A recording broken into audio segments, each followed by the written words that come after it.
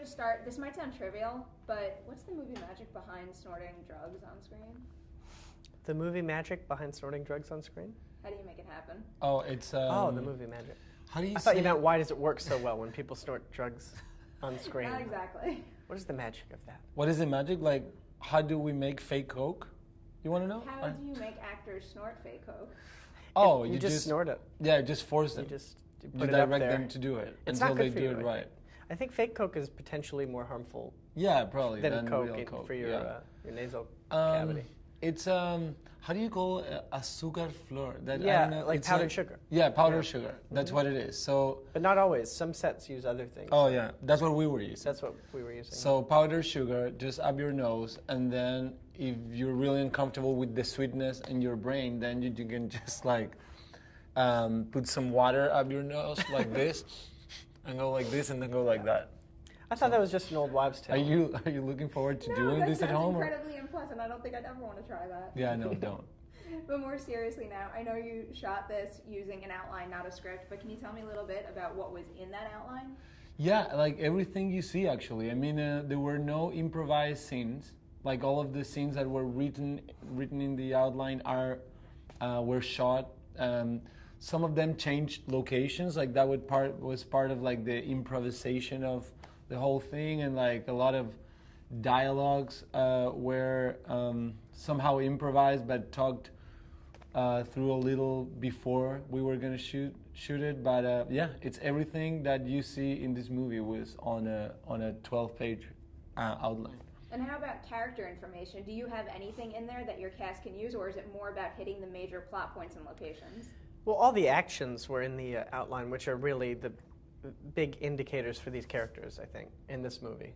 Especially for my character and the relationship with Crystal, it really is all through the way he's treating her. You learn so much about the character just through those actions. How is it for you working with this format? Because I imagine every character you play requires a different preparation method, but is there anything that maybe has become routine for you over the years that you had to do away with because of this?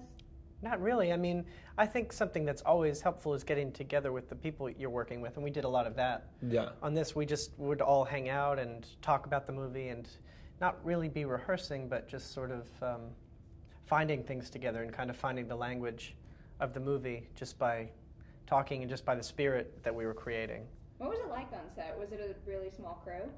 Tiny crew, like 12 people, and like half of them were actually working. And yeah, just like felt like a small family that decided to start filming or something. It was very lively, fun. It was not stressful at all, right? It was a vacation. It was like a vacation. Yeah, the weather was so nice. We'd go out and get dinner at night and then be like dancing at night and then go shoot the next day. Yeah, no, it's been the most fun shoot I've done. If only every shoot could be that way. Yeah.